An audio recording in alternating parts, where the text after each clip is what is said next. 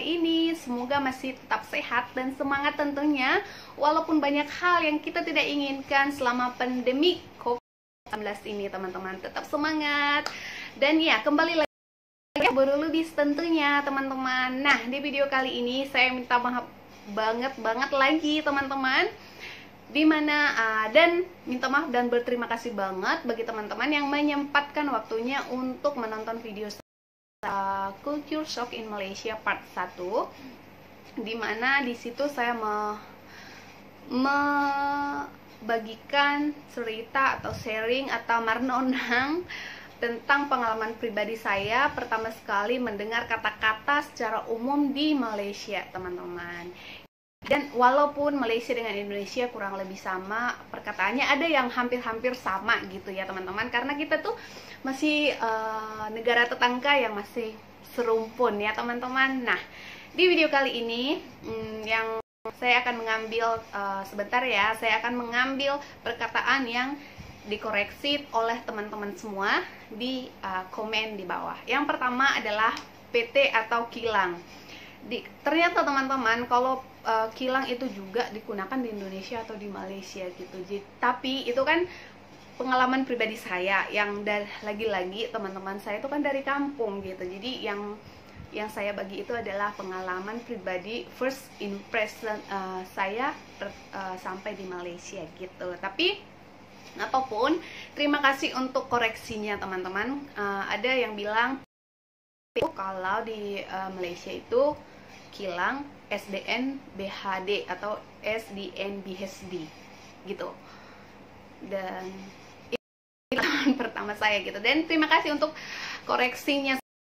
Saya juga yang bilang bilik mandi dengan kamar tidur itu kamar juga digunakan di Malaysia gitu. Tapi yang saya dengar itu secara umumnya gitu loh teman-teman, bilik gitu. Dan kedua, terima kasih juga yang tentang rumah flat. Ternyata, oh iya, saya baru ingat, rumah flat itu rumah susun di Indonesia. Kontrakan itu kos, rumah sewa atau kos. Kos dengan kontrakan sama ya teman-teman, sama ya kalau di Indonesia ya. Dan ada beberapa komen lagi. Terima kasih banget untuk kakak semua, teman-teman semua di luar sana yang sempatkan menonton video Boro Lubis. Nah, di part kedua ini saya akan datang juga dengan Culture Shock in Malaysia Part 2 teman-teman. Nah, apakah yang saya akan bagi tahu atau marnonang atau bersharing, berbagi cerita dengan teman-teman sekarang? Nah, langsung aja teman-teman. Yang part 2-nya ini saya itu pertama sekali datang ke Malaysia ini saya duduk di Melaka Pangsapure. Ini teman-teman, tempatnya di sini. Nanti saya akan buat gambarnya di sini. Dan dimana pertama sekali teman-teman saya datang ke Malaysia ini, umur saya 19-18 tahun, 19 tahun gitu. Dan di pikiran saya, karena kan saya datang dari sekolah yang invite kita untuk datang ke sini. Jadi di pikiran saya itu, karena saya belum pernah ke Medan atau ke Jakarta atau kemana lain kota di desa di negara saya gitu. Jadi saya berpikir itu teman-teman, kalau di Malaysia itu gak ada hutan, gak ada kayu, semuanya mall atau apa, mall atau mall market, semuanya akan berlantai 10 ke atas atau 5 ke atas, nggak ada lantai 1 gitu. Wow banget deh Malaysia gitu. Dan ternyata sesampainya saya di Malaysia ini malam jam 4 pagi bukan malam, iyalah jam 4 pagi gitu. Jadi masih pagi banget gitu. Jadi waktu pertama saya datang tuh jam 4 pagi naik bus dari KLIA dari Kuala Lumpur ke Melaka teman-teman. Dan waktu itu kita kan dari Medan udah capek banget, sampai di pesawat yang belum pernah sekali naik pesawat, dan itu pertama sekali. Dan dari pagi sudah excited banget, bangun pagi-pagi jam 3 pagi untuk pergi ke Bandara Indonesia, dari bukan Kuala Namu ya, dulu saya berangkat dari Polonia ya kalau nggak salah, dulu Bandara Polonia. Dan sampai di KLAE kita menunggu 2 jam untuk bus agensi kita mengambil kita di airport ataupun di bandara Kuala Lumpur. Setelah itu, setelah kita diambil ataupun bus pekerja, menggunakan bus pekerja, kita sampailah di Melaka. Sampai di bus kita tidur, dan teman-teman tahu nggak sih, yang pertama sekali kita kan dikasih makan tuh sama agensi atau orang yang bawa kita tuh dikasih makan. Pertama sekali teman-teman, saya tuh merasa air di Malaysia tuh kayak ada kaporitnya gitu. Kita kan dikasih aqua gitu ya, bukan air aqua gitu yang belum dibuka, dan kita buka dan kita minum, teman-temannya tuh kayak ya ampun ini nya gitu. Tapi itu adalah pengalaman pertama saya naik bus sampai di Melaka. Setelah kita kan tidur tuh di jalan, udah nahan ngantuk, jadi dari jam 3 pagi di Medan, di Bandara Polonia, sampai di sini pagi lagi jam 4. 1 harian gak tidur karena excited banget menuju luar negeri gitu loh teman-teman. Nah, di situ tuh setelah kita sampai di Melaka, tempatnya di Aircrew Pangsapuri itu, saya melihat Pangsapuri itu di tengah-tengah masih di tengah-tengah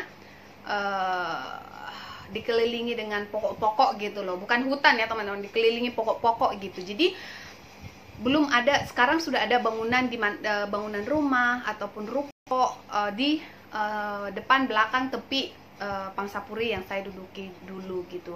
Tapi baru-baru pertama saya deket sana masih ada kayu besar-besar gitu kan. Oh ternyata Malaysia tuh seperti ini gitu. Kan baru pertama sekali tuh, oh seperti ini gitu. Dan itu adalah pengalaman pertama saya. Nah, itu adalah pengalaman pertama, dan langsung aja kita ke hal yang baru yang saya temui di Malaysia gitu ya teman-teman. Yang kemarin itu part 1 sudah ada, yang ini part 2-nya. Dan ini unik menurut saya dan sedikit berbeda dengan Indonesia.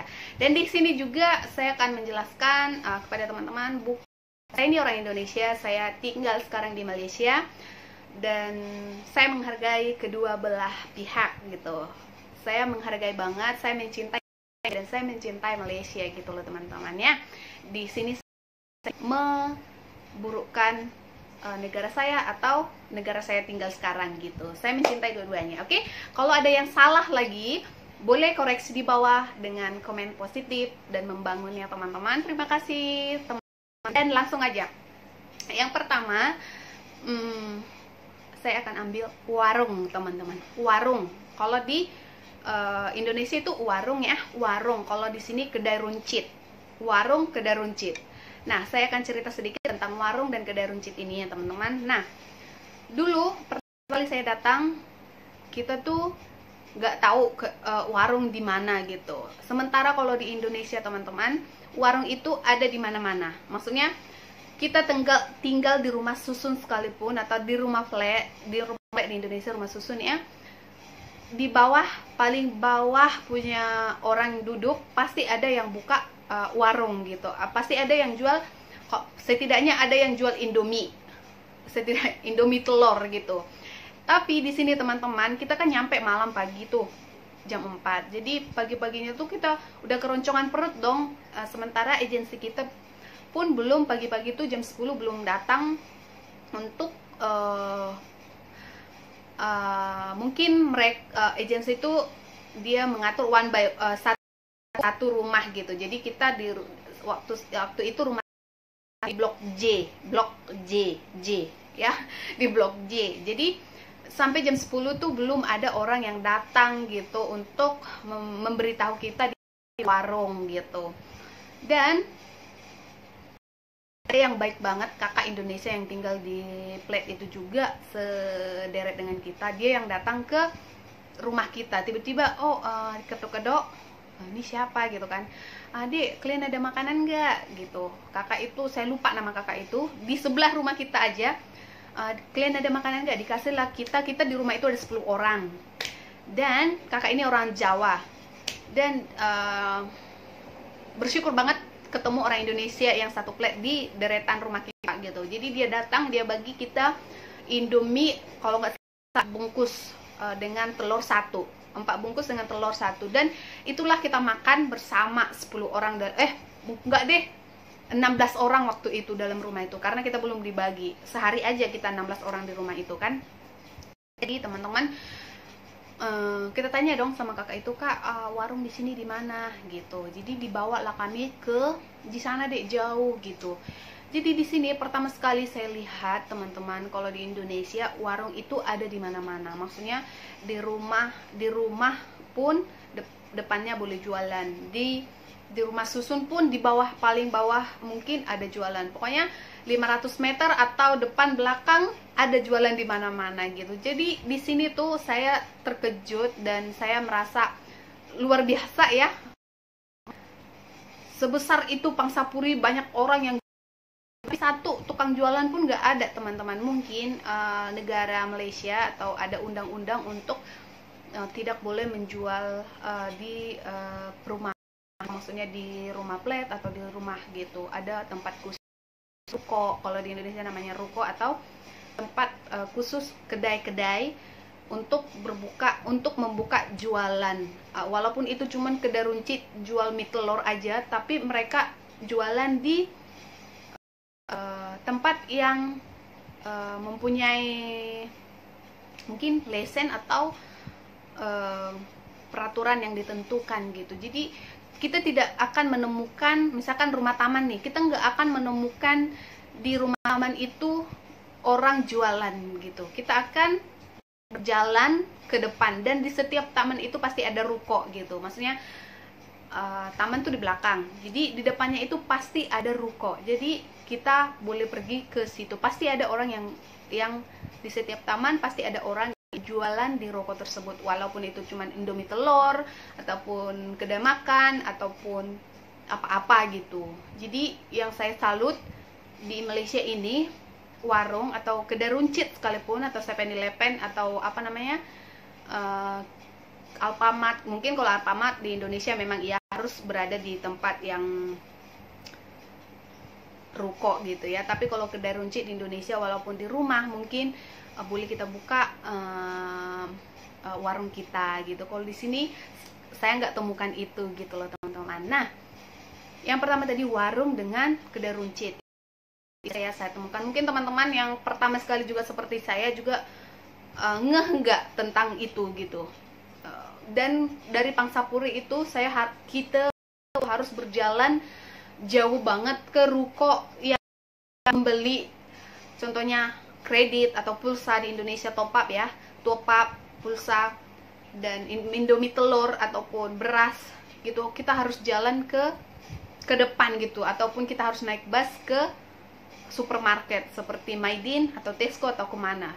Dulu teman-teman pertama sekali saya datang ke sini, Maidin pun di tempat saya belum ada, jadi harus pergi ke Tesco. Dan ya, itu hal yang baru saya kagumi, maksudnya saya maksudnya luar biasa gitu. Nggak boleh sembarangan berjualan di mana-mana gitu. Maksudnya di rumah, oke, ini rumah saya mau di bawah jualan gitu. Di sini kayaknya ada seperti itu. Kalau misalkan rumah kedai, atas duduk, bawah jualan. Tapi kalau rumah taman kayak rumah flat gitu, rumah taman ya, rumah taman atau rumah teres, itu nggak bisa teman-teman. Kalau memang ada rumah kedai atas bawah jualan, itu boleh gitu. Dan itu hal pertama yang saya merasakan. Nah, yang kedua itu adalah jualan gerobak berjalan. Maksudnya jualan gerobak berjalan itu seperti somai, bakso, cendol atau rujak, atau di Indonesia tuh macam-macam kita temukan jualan keliling. Nah, jualan keliling ini saya tidak pernah temukan selama saya sudah lebih 10 tahun di Malaysia gitu. Pernah sekali saya temukan jualan es krim gitu, tapi dia everyday, bukan setiap hari dia jualan itu gitu. Tapi sekali aja saya pernah lihat ada satu uncle, ada satu pakcik jualan es krim gitu, naik motor gitu kan. Nah, di Indonesia teman-teman, kita akan senang menemui dan tahu akan waktu abang-abang bakso atau keliling bakso, somai, cendol, rujak, bubur yang akan keliling di depan rumah kita. Maksudnya dari jam 3 ada pakcik bakso, abang bakso, jam 6 pasti ada gitu loh teman, dan dia akan bunyi bakso, contohnya gitu. Kalau di sini teman-teman, saya tidak menemukan itu gitu. Tetapi di sini tuh kalau di Indonesia kan dia berjalan, jadi dia jalan menemui customer, menemui orang pembeli. Nah, di sini enggak teman-teman. Di sini berjualan itu di tepi jalan ada, maksudnya di tepi jalan, di depan ruko, buat satu tenda, duduk di situ gitu. Dan harus sepengetahuan saya harus mempunyai lesen gitu ya teman-teman, nggak boleh sembarangan mungkin ya, sepengetahuan saya. Dan teman-teman di sini tuh misalkan kalau misalkan kita mau jualan goreng pisang atau cendol atau mie goreng gitu atau lain dan sebagainya, itu ada saya temui di sini yang jalan keliling gitu. Dia ada mungkin dia akan cari satu tempat yang mungkin yang atau yang sesuai dengan jualan dia akan dirikan satu kanopi atau kanopi tenda gitu, dan dia akan berjualan di situ dan kita akan datang ke sana gitu. Jadi pembeli akan berjalan menuju penjual gitu. Dan kalau di Indonesia penjual akan datang menemui pembeli gitu. Jadi sedikit berbeda yang saya temui di sini gitu teman-teman. Nah, yang kedua tadi jualan gerobak berjalan. Nah, yang keempat, panjang juga ya. Yang keempat itu adalah suku. Di Indonesia juga bermacam-macam suku. Jawa, Batak, Batak Karo, Batak Simalungun, Batak banyak ya teman-teman. Tetapi di sini saya bukan mengambil sukunya gitu. Tetapi teman-teman, pertama sekali saya datang ke sini kan saya pikir orang Malaysia, berarti Malaysia gitu, Malaysia tok. Saya nggak kepikiran kalau ada Chinese, India, Melayu, Sabahan, Sarawak atau orang asli gitu. Saya nggak kepikiran ada yang seperti itu. Gitu. Ternyata teman-teman di sini ada orang India, orang Cina, orang Melayu, orang dan macam-macam orang gitu. Nah, yang saya mau ambil di sini adalah saya kan kerja di kilang tuh. Pertama sekali saya datang ke sini tuh saya terheran-heran dan saya terkejut dan saya bengong gitu. Kaki saya krem. Oke. Skip teman-teman, sorry. Dan ya, yang saya heran banget di Malaysia ini ialah saya pertama sekali kan datang kilang yang saya kerja dulu itu pertama tadi air keroh teman-teman. Nah, mungkin kalau orang Melaka tahu ya. Dan ya, di situ tuh saya baru pertama kali melihat berbagai macam orang, berbagai macam bentuk maksudnya orang dari Myanmar, Vietnam, Kamboja, Bangladesh, Nepal, Filipina, apalagi ya. Kalau orang Pakistan kayaknya nggak ada dulu di kilang saya gitu. Bukan di kilang saya, maksudnya di kilang Konika gitu. Tapi kalau orang Nepal, Bangladesh itu ada dulu di second kerja saya di Sunpower. Nah, di situ teman-teman kan kita baru dari sekolah tuh. Kita baru dari sekolah dan kita tuh ketemu dengan orang-orang yang sama seperti kita gitu. Dia pun pasti melihat orang Indonesia dan muka kita dulu tuh kan pertama sekali saya datang kerja, ini nih muka saya nih. Itu muka saya teman-teman. Nah, itu pertama sekali saya datang, kita kan nggak tahu tuh bahasanya, ada yang bahasa Filipin, Malaysia aja yang sedikit sama dengan kita pun kita masih merasa paham gitu kan, apalagi dengan bahasa-bahasa yang lain negara gitu loh teman-teman. Dan di sini tuh saya terkejut, saya jumpa dengan orang Myanmar, Kamboja, Vietnam dan juga lain sebagainya gitu. Dan teman-teman tahu dari namanya, sedangkan kalau kita di Indonesia orang Batak dengan orang Jawa, contohnya orang Batak namanya adalah Hotmian atau Tiurlan atau Haradongan gitu, Haradongan.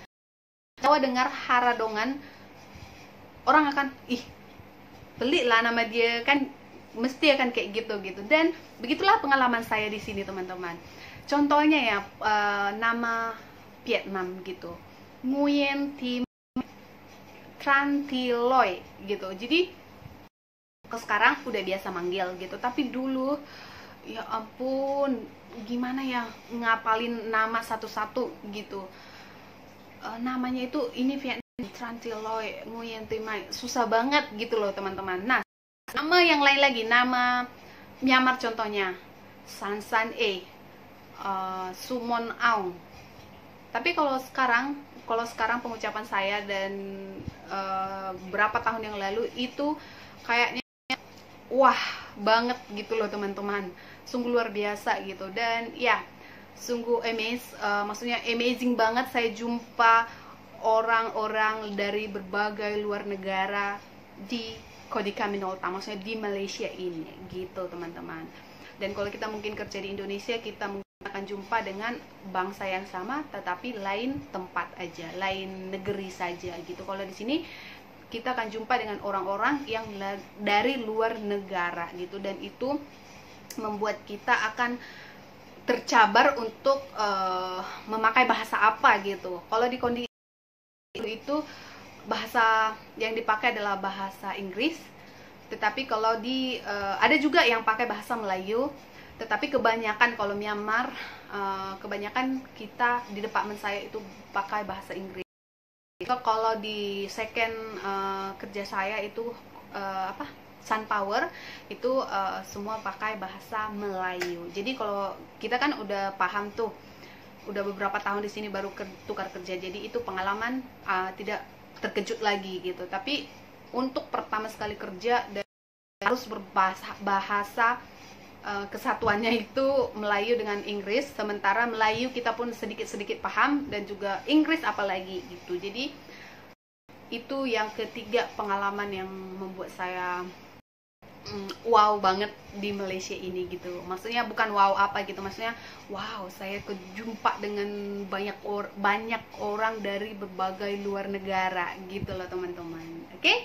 Nah next saya akan bercerita tentang tadi tuh jualan gerobak jalan ya, jualan gerobak jalan. Nah di sini tuh kan kita akan temukan orang jual di tepi-tepi jalan gitu, maksudnya di tepi jalan tempat yang terkhusus untuk dia jualan gitu, bukan di sembarang jalan, di sembarang mana-mana tempat jualan gitu. Nah pertama sekali teman-teman, saya itu beli satu es, maksudnya beli kayak buah, es buah gitu, es buah atau cendol atau TO ice gitu kita beli. Dan kakak itu tanya mau ikat tepi atau ikat penuh gitu, dan mau minum nggak, mau minum kak gitu. Jadi dia ikat tepi. Yang saya terkejutnya teman-teman, di kedai di ikat, dan dia ikat kan pakai plastik tuh, plastik kan bukan mangkok atau cawan yang pakai tutup, jadi plastik aja. Dia ikat di tepi itu teman-teman, dan kita terkejut dong, hah itu nggak tumpah gitu kan. Tetapi setelah kita pegang, nggak kita tanya dong sama kakak itu, kan malu gitu kan. Mungkin dia udah biasa melakukan hal itu, kita masih baru, dan ya kalau dia bagi kayak gitu ya udah kita terima aja gitu. Kita nggak ada kita pope-pope sama kakak itu. Tapi itu adalah pengalaman yang jatuh nggak ya ini, sayangnya aku udah beli ini 2 ringgit tapi ntar jatuh gitu. Jadi aku ambil dengan tangan aku dan aku buat kayak gini, jalan sampai ke hostel gitu lah teman-teman. Nah yang last sekali, karena durasinya udah ya ampun durasinya udah 20 lebih, dan yang terakhir adalah channel TV teman-teman. Dimana channel TV ini saya ambil, kan saya duduk di hostel tuh, Nah, hostel ini teman-teman, kita disediakan agensi TV kecil gitu, TV gitu kan.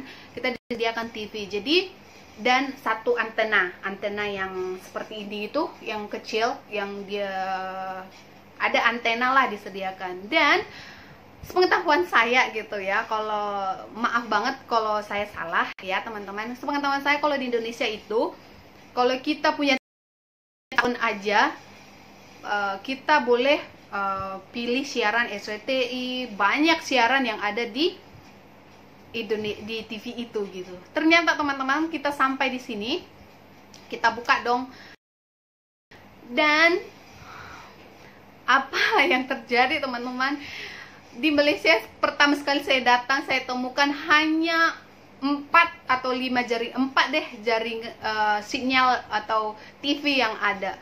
Itu yang pertama sekali, TV1, TV2, TV3, TV7, TV9, TV1, TV2, TV3, TV7, TV9.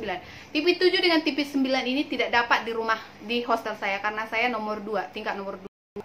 Dan cuma 3 aja. Kita ulang-ulang, TV3, TV2, TV1, TV2, TV3. Dan saya tanya dong dengan kawan teman kerja orang Malaysia, "Kak, di sini cuma 3 TV aja Kak, atau 5 TV, TV9 dengan TV7 saya tak boleh buka lah di rumah, kita orang semua tak boleh buka dekat rumah," gitu kan.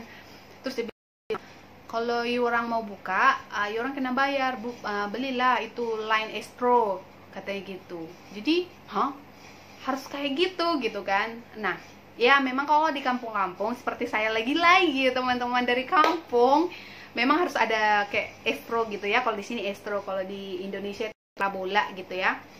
Tetapi kalau misalkan kita di Medan kayaknya nggak perlu deh parabola ya. Apa iya harus perlu parabola juga? Harus kita bayar setiap bulan. Kalau parabola itu kan kita nggak bayar sih setiap bulan. Tapi kalau di sini kita kena ada Astro, baru banyak line berapa yang kita bayar, ada line TV yang kita ada gitu loh teman-teman. Nah, selama beberapa tahun saya kerja di Konica Minolta, 5 tahun gitu, saya hanya menonton 3 TV saja, 3 channel TV. Setelah next tahun berikutnya 3 tahun ya, berapa tahun gitu, setelah nextnya pindah hostel ke tingkat 5. Tingkat 5 barulah saya jumpai TV9 dengan TV3. Itu pun masih ada semut-semutnya gitu. Gitu loh teman-teman. Dan ya, itu saja pengalaman yang pertama sekali saya datang, yang saya temui di Malaysia, yang sangat luar biasa. Dan ya, yang pertama itu adalah warung atau kedai runcit yang tidak boleh, mungkin tidak boleh dan ada peraturannya harus berjualan di tempat tertentu kalau teman-teman. Dan kedua, jualan gerobak berjalan teman-teman, atau abang bakso, bang somai, atau abang cendol gitu. Dan di sini itu dia orang berjualan di tempat tertentu juga, walaupun itu di tepi jalan. Tapi kita yang akan datang berjalan untuk menemui mereka, bukan mereka yang akan datang keliling menemui kita gitu teman-teman. Nah, yang keempat adalah suku, maksudnya dari suku Cina, Melayu, India, Sabahan, Sarawak, atau orang asli atau apalagi mungkin ada ya. Dan di situ saya menemukan waktu pertama kerja ada orang Filipina, orang Indonesia, Vietnam, Myanmar, Kamboja, Nepal, Bangladesh, dan Pakistan. Tapi Pakistan saya jumpa di luar daripada kilang gitu, maksudnya di jual-jualan gitu. Dan ya, yang terakhir adalah channel TV teman-teman. Ternyata di sini harus bayar Astro, tapi nggak tahu sekarang ya. Sekarang saya sudah, walaupun ada TV di sini, saya biasa melihat bukan melihat Astro atau channel TV gitu. Saya jarang TV, saya lebih bersama teman-teman di YouTube. Nah, itu saja dulu teman-teman. Kalau saya salah cakap lagi atau perkataan saya kurang tidak mengenakan di hati teman-teman, mohon maaf dari Bolu Ruby. Ya, ada yang komen ya teman-teman, nama saya Bolu Lubis apa enggak? Ya, teman-teman boleh panggil saya Mes. Nama saya Mesra Bolu Lubis. Bolu Lubis itu adalah nama papa saya, bapak saya. Jadi saya buat aja nama belakang bapak saya di YouTube channel kan ya. Dan ya, boleh teman-teman panggil saya Boru atau Boru Lubis ataupun Selin ataupun Mes. Suka-sukalah mana, ataupun Boru atau apa-apa deh. boleh manggil saya ya teman-teman. Nah, terima kasih teman-teman yang masih stay menonton Buru Lubis. See you in my next video teman-teman. Bye.